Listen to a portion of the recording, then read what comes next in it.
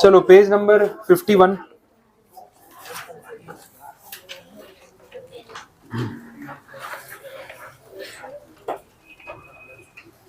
कल लास्ट में अपने राइट शेयर्स वाला देख रहे थे ना, राइट इशू, सेक्शन 62 सबसेक्शन 1 और उसका क्लॉज ए, उसमें राइट इशू की बात हो रही थी।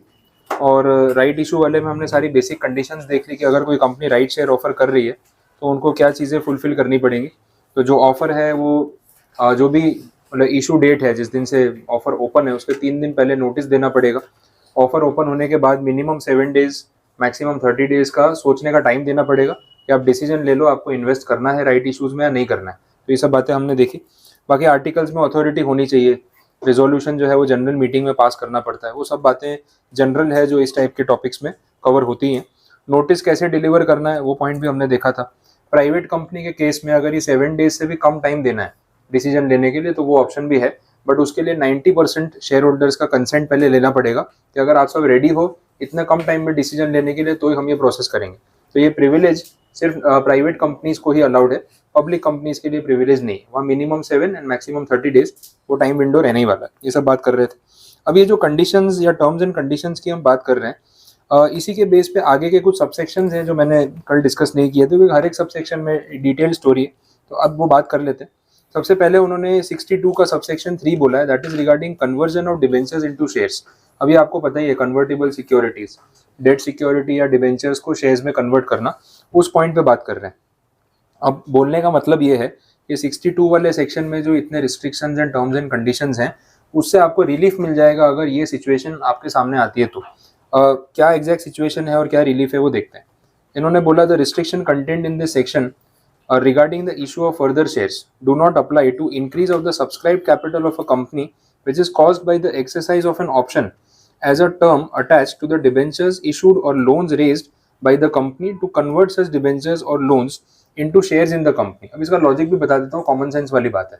कभी भी कोई पर्टिकुलर कंपनी अगर कोई डिबेंचर्स ऑफर करती है तो डिबेंचर ऑफर करने के साथ वो ऑफर डॉक्यूमेंट में सारी टर्म्स एंड कंडीशंस बता देती है कि भाई ये कन्वर्टेबल है, नॉन कन्वर्टेबल है, रिडेम्पशन होगा तो कितने साल में होगा। Everything is clear right from the first day before investing. आपको पता है कि इसके टर्म्स एंड कंडीशंस क्या है।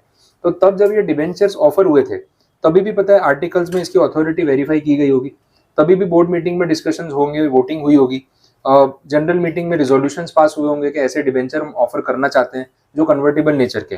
मतलब जो प्रोसीजर अभी 62 सबसेक्शन 1 में कल अपन पढ़ रहे थे वैसी सारी कंडीशंस ऑलरेडी एक पॉइंट पे पहले ही फुलफिल हो चुकी है।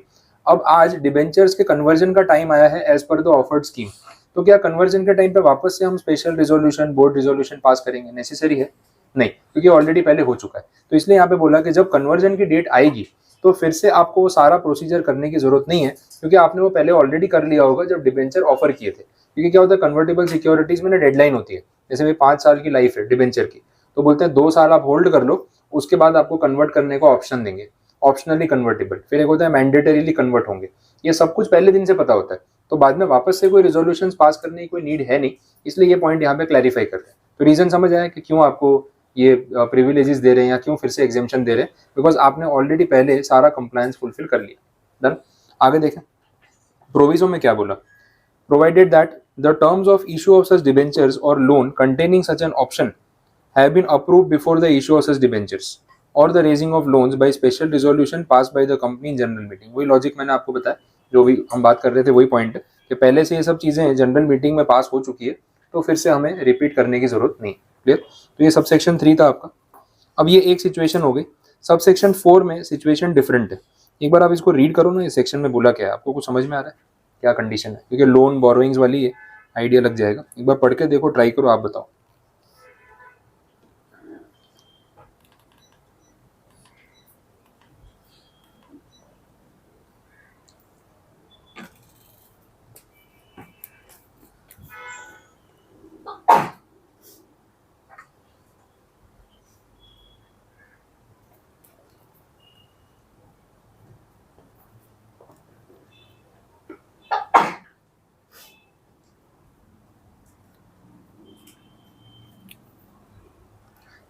ठीक है, नॉर्मल सबसेक्शन पता चला।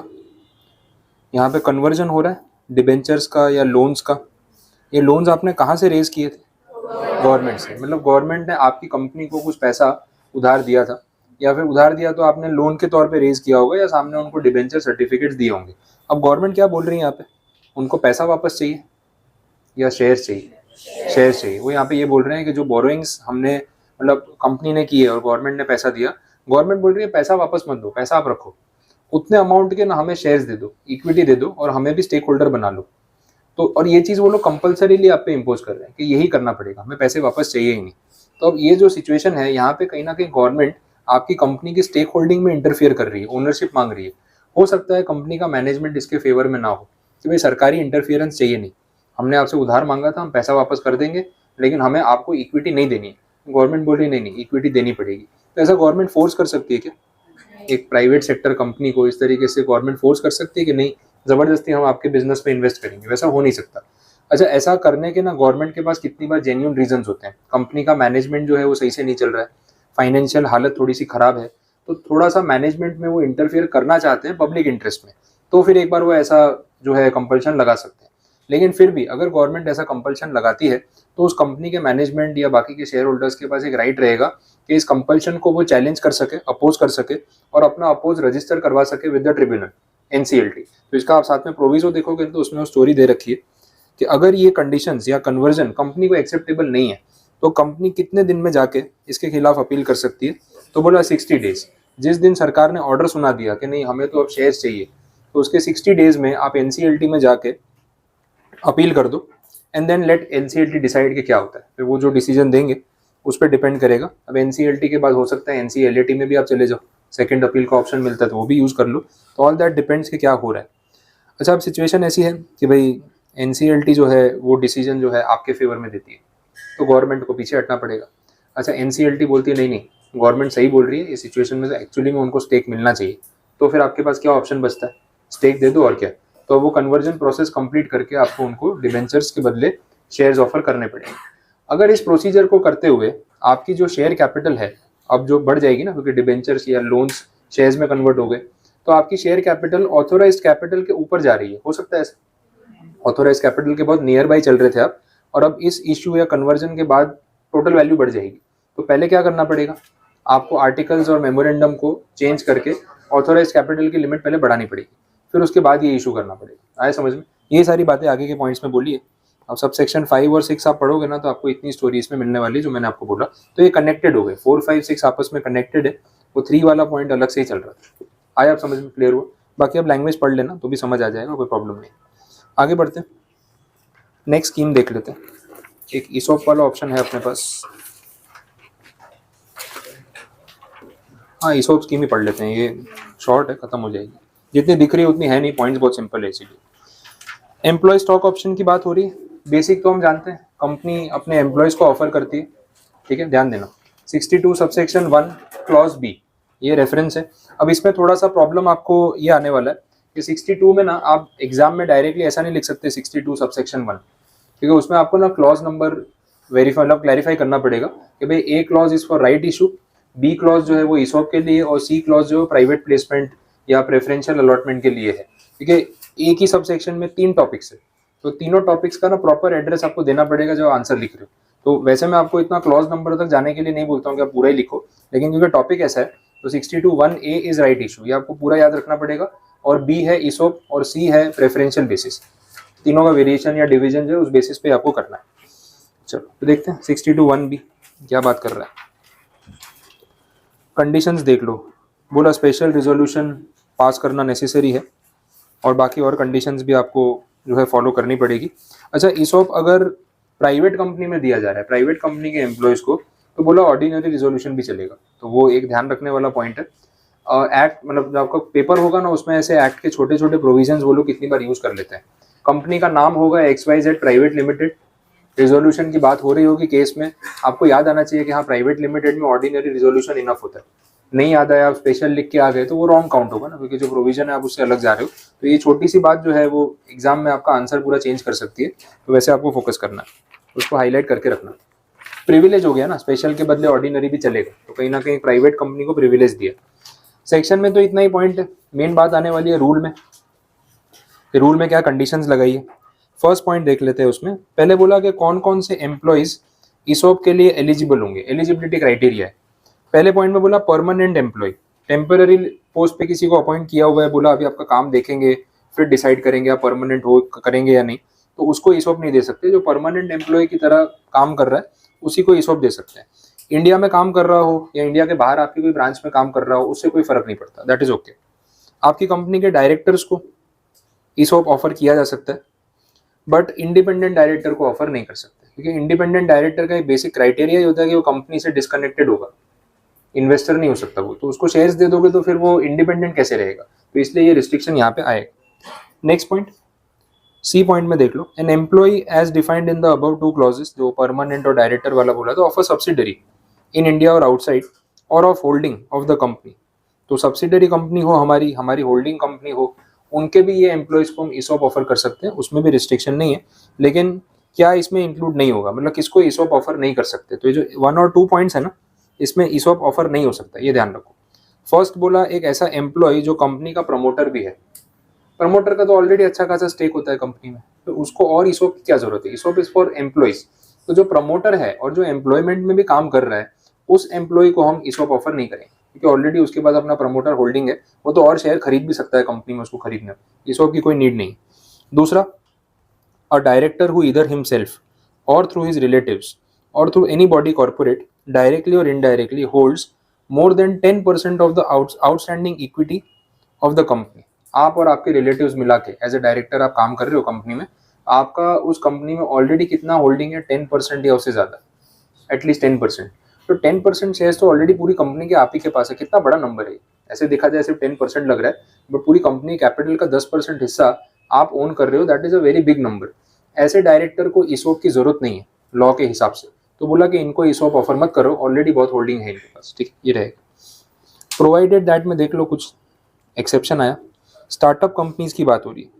स्टार्टअप कंपनीज की जो डेफिनेशन है उसमें एक अमेंडमेंट हुआ है। स्टार्टअप कंपनीज को डिफाइन किया है ministry of commerce and industry ने, गवर्नमेंट ऑफ इंडिया ने। पहले इसमें ड्यूरेशन था 5 ईयर्स, इनकॉर्पोरेशन से पहले 5 साल तक एक कंपनी को स्टार्टअप की कैटेगरी में काउंट कर सकते हैं, सब्जेक्ट टू अदर कंडीशंस, उसके बाद नहीं। यहाँ पे अब वो बढ़ा के कितना कर दिया, 10 साल, क्योंकि स्टार्टअप कंपनीज की हालत भी ऐसी है ना, प्रॉफिट में आते आते इतने साल उनको लग ही जाते हैं, तो इसलिए 10 साल का टाइम उन्होंने बढ़ा के कर दिया। ओके, स्टार्टअप के लिए पॉइंट क्या है, conditions 1 and 2 shall not apply. इसका मतलब ये है, ये जो प्रमोटर को ईसॉप नहीं दे सकते और डायरेक्टर को ईसॉप नहीं दे सकते जिसका ऑलरेडी 10% होल्डिंग है, जो रिस्ट्रिक्शन है ये स्टार्टअप कंपनीज पे नहीं है, मतलब वो ऑफर कर सकते हैं, कहने का मतलब ये है। और ये स्टार्टअप में कब तक रहेंगे, वो 10 साल तक। तो एक कंपनी इनकॉर्पोरेशन के बाद मैक्सिमम 10 ईयर्स तक एज अ स्टार्टअप कैटेगराइज हो सकती है, और जब तक स्टार्टअप की कैटेगरी में आ रही है तब तक ये 1 और 2 पॉइंट्स वो फॉलो ना करे और उनको भी ईसॉप दे दे तो कोई ऑब्जेक्शन नहीं है, इट इज ओके, ठीक है। स्टार्टअप कंपनीज में ये सब क्यों जरूरी है, बिकॉज जिन लोगों का स्टार्टअप में टाइम इन्वेस्ट हो रहा है, एफर्ट इन्वेस्ट हो रहा है, उनको सामने रिवॉर्ड चाहिए होता है। कितने लोग क्या कर रहे हैं, बड़ी बड़ी कंपनीज छोड़ के, अच्छी पोस्ट छोड़ के स्टार्टअप्स में आ रहे हैं, क्योंकि उसमें पता है क्या होता है, बेनिफिट ये है कि बड़ी कंपनी जो एस्टेब्लिश्ड है, करोड़ों रुपए की कंपनी, जिसमें मैं एक छोटा सा एम्प्लॉय या डायरेक्टर हूँ, तो मेरी एक सैलरी रेम्यूनरेशन है उस वो लिमिट से ऊपर नहीं जाने वाली। लेकिन यही अगर मैं कुछ पैसे कमा के बैठा हूँ और थोड़ा मैं रिस्क लेता हूँ, अपना वेंचर स्टार्ट करता हूँ, अपने स्टार्टअप में जाता हूँ, तो उसमें इक्विटी मेरी रहेगी ना, तो कंपनी की 20-25%, 30%, 33% इक्विटी मेरे हाथ में अगर है और वो कंपनी कल को ग्रो कर गई, तो सोचो मेरा स्टेक कितने अमाउंट में मल्टीप्लाई हो जाएगा। तो वो लालच में बहुत सारे वेल एस्टेब्लिश्ड लोग, प्रोफेशनल्स स्टार्टअप की तरफ जा रहे हैं, तो उनको फिर वो इंसेंटिव भी तो चाहिए, जो छोड़ के वो आए हैं वो कितना बड़ा रिस्क है, तो उसके सामने ये सब चीजें वो मांगते हैं। तो 10% इनफ नहीं हो गया, वो डायरेक्टर 10 से ज्यादा भी एक्सपेक्ट करेगा, तभी वो स्टार्टअप में आया, तो इसलिए ये चीज यहाँ पे फिर उनको अलाउ की गई है, ठीक है। नेक्स्ट देखते हैं, एक्सप्लेनेटरी स्टेटमेंट। आ गया ये आंसर। एक्सप्लेनेटरी स्टेटमेंट में क्या होगा, पूरी ईसॉप की स्कीम का डिटेल, ठीक है। तो जब स्पेशल रिजोल्यूशन पास करना होगा, एजीएम का या ईजीएम का नोटिस शेयर होल्डर्स को भेजा जाएगा, उस नोटिस के साथ ये स्टेटमेंट अटैच होगा और उसमें पूरी स्कीम बता देंगे कि ईसॉप एग्जैक्टली क्या है, कितने शेयर होल्डर्स कितने एम्प्लॉयज को ऑफर कर रहे हैं, कितने शेयर ऑफर कर रहे हैं, मार्केट प्राइस क्या है, हम वो प्रीमियम में डिस्काउंट कितना दे रहे हैं। अच्छा, फिर होल्डिंग पीरियड के साथ ना लॉक इन पीरियड भी होता है कि आपको ना वो ईसॉप इतने साल तक बेचना नहीं है, वो शेयर होल्ड करने हैं, अगर ऐसी कोई कंडीशन है तो वो क्या है। All necessary details related to this ESOP offer वो सारी आपको इसके अंदर मेंशन करनी है। तो that is a reading list, basic idea मैंने आपको दे दिया, अब वो पॉइंट्स पढ़ोगे तो आपको पता चल जाएंगे। इसमें टर्म यूज किया that is called vesting period, वो कुछ नया है आपके लिए तो वो मैं क्लियर कर देता हूँ, अभी डाउट आएगा ही नहीं। वेस्टिंग पीरियड का मतलब ये है कि जब आपको ईसॉप ऑफर ग्रांट किया जाता है, ऑप्शन दिया जाता है, तो ऑप्शन देने के बाद उनकी कंडीशंस होती है कि आप पहले कंपनी में इतना टाइम स्पेंड कर लो, उसके बाद आप ये ऑप्शन एक्सरसाइज कर सकते हो। तो ऑप्शन अभी से देके रख रहे हैं, लेकिन कंडीशन पूरी करने पे ही यूज कर पाओगे, वो अनलॉक तभी होगा। That is called the vesting period. जितना आपको कंपनी में काम करना पड़ेगा, जैसे 1 ईयर बोल दिया, 2 ईयर बोल दिया, 6 मंथ्स बोल दिया, 3 ईयर्स बोल दिया, ऐसा कुछ ड्यूरेशन कंपनी रख सकती है कि आपका वेस्टिंग पीरियड पूरा होगा ना, फिर आप ऑप्शन को एक्सरसाइज कर सकते हो, तब तक नहीं। और उसमें भी ना एक्सरसाइज पीरियड होता है, उसमें ड्यूरेशन रखेंगे, जैसे 3 साल का वेस्टिंग पीरियड बोला, आज ऑप्शन दे दिया, 3 साल काम करो, उसके बाद ना अगले 6 महीने में तब बता देना कि आपको ईसॉप चाहिए कि नहीं चाहिए, 3 ईयर्स खत्म होने के बाद। तो that is called a vesting period. Clear? तो granting of option, completion of vesting period and then exercise period. Exercise period मतलब वो 6 महीने जिसमें आपको सोच के जवाब देना है कि आप क्या करना चाहते हो। आया समझ में? तो ये सब टर्म्स हैं यहाँ पे। आगे देखते हैं, free pricing in conformity with accounting policies. इसका मतलब ये है कि ईसॉप का जो प्राइस डिसाइड करना है कि एक शेयर कितने रुपए में देंगे, उसमें पूरा फ्रीडम है कंपनी के मैनेजमेंट को कि वो और शेयर होल्डर्स मिलकर डिसाइड करें कि क्या करना है, बट अकाउंटिंग पॉलिसीज फॉलो होनी चाहिए। तो इतना कोई एकदम हार्श लिमिट नहीं है, एकदम बेसिक कंडीशन है कि अकाउंटिंग पॉलिसीज फॉलो करो, वो तो वैसे भी करनी पड़ेगी, तो उसमें कुछ नया नहीं बोला। नेक्स्ट, सेपरेट रिजोल्यूशन पास करना पड़ेगा अगर होल्डिंग सब्सिडरी के एम्प्लॉइज को भी ईसॉप ऑफर कर रहे हैं तो। मतलब अपनी कंपनी वालों के लिए अलग रिजोल्यूशन, होल्डिंग वालों के लिए अलग, सब्सिडरी वालों के लिए अलग, मियर फॉर्मेलिटी और कुछ नहीं। Next, varying the terms of ESOP requires special resolution. देखो आपने पहले ईसॉप ऑफर कर दिया, ऑप्शन दे दिया, फिर आप उस कंडीशंस में चेंज कर रहे हो जो आपने उनको पहले बताई, तो ये कंडीशंस चेंज करने से पहले शेयर होल्डर से भी तो पूछना पड़ेगा कंपनी के मालिक इस चीज़ के लिए एग्री करते हैं कि नहीं, तो फिर से एक स्पेशल रिजोल्यूशन की रिक्वायरमेंट आ जाएगी। तो या तो एक बार जब पहले ईसॉप स्कीम आप अप्रूव करवा रहे हो ना, तब ढंग से ठीक से सारी कंडीशंस पे काम करके क्लियर करवाओ, फिर बाद में आपको लगे यार ये कंडीशन चेंज करनी पड़ेगी, तो चेंज करने का मतलब है फिर से स्पेशल रिजोल्यूशन पास कराना पड़ेगा, टाइम और एफर्ट आपका लगेगा उसमें। तो उससे बेटर है कि आप एक ही बारी में सोच लो। वेस्टिंग पीरियड की बात आ गई, तो रूल में ही बोल दिया कम से कम 1 साल का वेस्टिंग पीरियड तो रखना पड़ेगा। तो कोई भी एम्प्लॉय आ रहा है उसको आप ईसॉप ऑफर कर रहे हो, ऑफर कर दो, लेकिन कम से कम 1 साल उसको वेट करना पड़ेगा बिफोर ग्रांटिंग, और उससे पहले वो कंपनी छोड़ के चला गया तो ईसॉप का ऑप्शन चला गया, तो लैप्स हो गया फिर। ठीक है, company has freedom to specify the lock in period. हाँ, लॉक इन पीरियड के ऊपर ना यहाँ पे रूल में कुछ नहीं बोला। फ्रीडम का मतलब ये कि एक कंपनी अपने एम्प्लॉय को ईसॉप ऑफर करती है, तो वो ईसॉप वाले शेयर्स उसको कितने टाइम तक होल्ड करने पड़ेंगे, लेट द मैनेजमेंट डिसाइड। 6 महीने, 1 साल, 2 साल, 3 साल, कंपनी की मर्जी। इसमें लॉक इन पीरियड रखना क्यों जरूरी है वो भी अपने समझ लेते हैं। ईसॉप में क्या होता है, शेयर्स आपको डिस्काउंट पे दिए जाते हैं, ये आपको पता है, मार्केट प्राइस से कम। अब कोई भी एम्प्लॉय सोचेगा मेरे को ईसॉप मिल रहा है, खरीदता हूँ, अगले दिन बेच दूंगा, अलॉटमेंट होते ही बेच दूंगा, तो प्रॉफिट तो मेरा इमीडिएट बुक हो जाएगा। बट अगर ऐसा होता है तो लोअर प्राइस पे आए हुए शेयर्स का मार्केट में सप्लाई बढ़ जाएगा ना, हर एम्प्लॉय अपना ईसॉप बेचने निकलेगा, तो ऐसा करेगा तो मार्केट प्राइस भी तो डाउन हो जाएगी। डिमांड सप्लाई और प्राइस का रेशियो आप समझ रहे हो। तो इस चीज को कंट्रोल करने के लिए अगर कंपनी को लगता है कि नहीं यार ये ठीक नहीं होगा, एकदम से प्राइस ड्रॉप हो जाएगा शेयर्स का, इन्वेस्टर्स पैनिक हो जाएंगे कि हमारा शेयर होल्डिंग की वैल्यू क्यों कम हो रही है, तो शेयर्स के प्राइस इसलिए कम हो रहे हैं क्योंकि वो ईसॉप मार्केट में आ गया है, वो समझेंगे नहीं, उल्टा वो पैनिक सेलिंग शुरू कर देंगे तो और प्राइस नीचे आ जाएगा, ये नहीं करना है। तो कोई भी ईसॉप होल्डर को आप बोलोगे लॉक इन पीरियड फॉलो करे, उसके बाद बेचे, ताकि तब तक मार्केट थोड़ा स्टेबल भी हो जाए और वो कुछ टाइम शेयर्स को होल्ड भी कर ले, इमीडिएट प्रॉफिट बुकिंग के लिए ना जा पाए, ऐसी कंडीशन आप लगा सकते हो। बट वेरिएबल है, जितना आपको ड्यूरेशन रखना है उतना रखो, 1 साल, 2 साल, 3 साल, आपकी मर्जी। रूल में कोई मिनिमम ड्यूरेशन फिक्स नहीं की, ये ध्यान रखना। क्लियर? चलो, तो ये पॉइंट भी हो गया, ये सब हेडिंग से भी आपका कवर हो जाएगा लास्ट डे पे, सब कुछ वापस पढ़ना नहीं पड़ेगा। नो राइट ऑफ डिविडेंड और voting till exercise of option, ये कॉमन सेंस वाली बात है। आज आपको ऑप्शन दिया है, पूरा 3 साल वेस्टिंग पीरियड निकालो फिर खरीदना, तो 3 साल तक डिविडेंड मिलेगा आपको उन शेयर्स पे, जो आपको अलॉट ही नहीं हुए उस पर नहीं मिलेगा ना, बस वही पॉइंट है। नेक्स्ट पॉइंट है फोरफीचर एंड रिफंड। ये भी स्टोरी समझ लेते हैं। फोरफीचर और रिफंड का मतलब क्या है। जब आपको ईसॉप का ऑप्शन ग्रांट करते हैं ना कि भाई अभी ऑप्शन ले लो बाद में खरीद लेना, तो आपको आपसे ना कुछ टोकन मनी मांगा जा सकता है, ऐसा भी हो सकता है, ये लीगल है। कंपनी ये बोल सकती है कि टोकन मनी के तौर पे 5-10% कुछ पैसे दे दो, जितने का भी हम आपको ईसॉप ऑफर कर रहे हैं। टोकन मनी से क्या समझ में आता है कि भाई सामने वाला इंटरेस्टेड है कि नहीं, 3 साल बाद या 2 साल बाद जो भी हमने वेस्टिंग पीरियड रखा है, 1 साल बाद, वो एक्चुअली में परचेस करेगा या नहीं करेगा। तो कंपनी को ना अकाउंटिंग, कैलकुलेशन, बजटिंग करने का समझ में आता है, तो थोड़ा टोकन अमाउंट मांग लिया। अब ये टोकन अमाउंट आप दे रहे हो, ये सोच समझ के दे रहे हो ना कि आपको खरीदना है या नहीं खरीदना है। अब अगर वेस्टिंग पीरियड खत्म होने के बाद आपका माइंड चेंज हो गया तो कि भाई नहीं खरीदना है, टोकन दे दिया था लेकिन परचेज नहीं करना है, तो कंपनी अपने आर्टिकल्स में ये क्लैरिफाई कर सकती है कि ऐसी सिचुएशन में हम पैसा फोरफिट कर लेंगे या रिफंड करेंगे। दोनों ऑप्शंस इक्वली ओपन है, कंपनी टू कंपनी वेरी करता है। हाँ, आपको स्टार्टिंग में बता देंगे कि जो टोकन आप दे रहे हो ना ये नॉन रिफंडेबल है, अगर बाद में आपने ईसॉप नहीं खरीदा तो ये पैसे फोरफिट हो जाएंगे, सोच समझ के देना। या कंपनी ने बोल दिया कि रिफंडेबल है, आप पे कर दो, बाद में आपको लगे तो पैसा वापस ले लेना। तो जो भी सिचुएशन होगी ना पहले से क्लियर होनी चाहिए, ये कंपलसरी है। तो दोनों पॉइंट्स में वही बोला। सब रूल 8 में देख लें। नेक्स्ट पॉइंट में ऐसा बोल रहे हैं कि ईसॉप का ऑप्शन अगर आपको मिला है तो ये किसी और को ट्रांसफर कर सकते हो क्या। जैसे बहुत सारे एम्प्लॉयज है ना, सबको ईसॉप का ऑफर दिया, आपको नहीं खरीदना है दूसरे को खरीदना है, तो जिसको नहीं खरीदना है उसने बोला ये मेरा वाला ऑफर भी इसको दे दो, डबल शेयर ले लेगा, वो वैसे भी इंटरेस्टेड है और इन्वेस्टमेंट करने में। ऐसा नहीं चलेगा। किसी आउटसाइडर को अपने रिनाउंस कर सकते हैं, जैसे राइट शेयर्स में कर रहे थे, नहीं वो भी नहीं कर सकते। तो जिस एम्प्लॉय को ऑफर मिला है वो उसके लिए एक्सक्लूसिव है, पास ऑन नहीं कर सकते किसी को भी, दूसरे एम्प्लॉय को भी नहीं, आउटसाइडर को भी नहीं। ये point. The option granted shall not be pledged hypothecated mortgage. Option कैसे मॉर्गेज कर सकते हैं। शेयर मिला हो तो शेयर गिरवी रख सकते हैं, शेयर खरीदने का राइट मिला हो तो उस राइट को कैसे गिरवी रखें। तो ये तो इनटेंजिबल असेट हो गई ना, तो एक तरीके से ऐसे राइट्स को अपने मॉर्गेज नहीं कर सकते, ये भी ना बोल दिया। लास्ट पॉइंट भी इम्प्लाइड था, एम्प्लॉय के अलावा और कोई ये ऑप्शन एक्सरसाइज कर नहीं सकता, तो ना आउटसाइडर ना हम एज एन एम्प्लॉय किसी और को पास ऑन कर सकते हैं। तो ये सेम पॉइंट है, ये कंडीशंस थी। नेक्स्ट सब रूल 8 का ही पार्ट है अगला पॉइंट भी। यहाँ पे डेथ, परमानेंट डिसेबिलिटी, रेजिग्नेशन की बात हो रही है। ये एकदम कॉमन सेंस वाला पॉइंट है। जो वेस्टिंग पीरियड बोला था, आप उससे पहले रिजाइन कर दोगे तो क्या होगा, वो ईसॉप के ऑप्शन का मिलेगा या नहीं, लैप्स हो जाएगा ना, इम्प्लाइड है।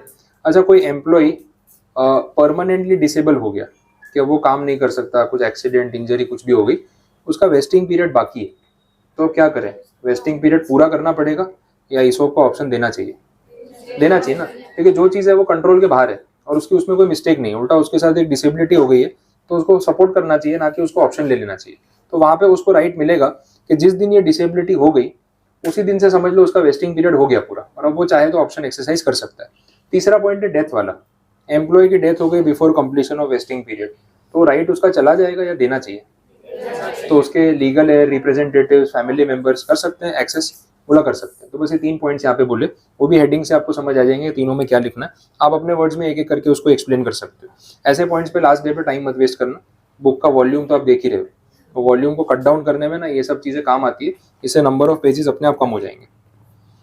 डिस्क्लोजर इन बोर्ड्स रिपोर्ट में अगेन रिपीट टॉपिक है। जो हमने आगे एक्सप्लेनेटरी स्टेटमेंट देखा ना, ये वैसे ही आंसर है, लेकिन ये पास्ट टेंस में है, जो हो गया उसके बाद। तो ईसॉप ऑफर हो चुका है पूरे साल में, अलॉटमेंट भी हो चुका है। साल के एंड में जब बोर्ड्स रिपोर्ट बनेगी तो उसमें हम डिस्क्लोजर कर रहे हैं कि उस स्कीम में क्या हुआ था। अब जब एक्सप्लेनेटरी स्टेटमेंट लिख रहे थे तो वो कैसा था, फ्यूचर टेंस में था, कि अभी जो होने वाला है उसके बारे में बता रहे हैं कि ये हमने सोचा है। बोर्ड्स रिपोर्ट में हम वो लिख रहे हैं जो हो चुका है, तो टेंस का फर्क रहेगा, बाकी पॉइंट्स वही रहने वाले हैं। फिर तो इसमें भी मैं आपको वापस रीड नहीं करा रहा हूँ, आप पढ़ सकते हो। लास्ट पॉइंट भी देख लो कितनी बार आ चुका, मेंटेनेंस ऑफ रजिस्टर, वही सेक्शन 88 वाला, हर चीज़ का रजिस्टर मेंटेन करना है। ईसॉप का भी मेंटेन करना पड़ेगा, रजिस्टर्ड ऑफिस पे कब किसको कितना ईसॉप ऑफर किया वो बताना पड़ेगा, तो ये भी रिपीट पॉइंट है। नेक्स्ट आंसर देखो, प्रोसीजर आ गया, आपको पता ही है इसका क्या करना है, ठीक है, हमने डिस्कस कर चुके हैं। बस ठीक है, इसके साथ आपका ईसॉप स्कीम कंप्लीट है। इतना ही रखते हैं इसमें, और फिर नई स्कीम नहीं ले रहा हूँ, बड़े आंसर है फिर भारी पड़ेगा।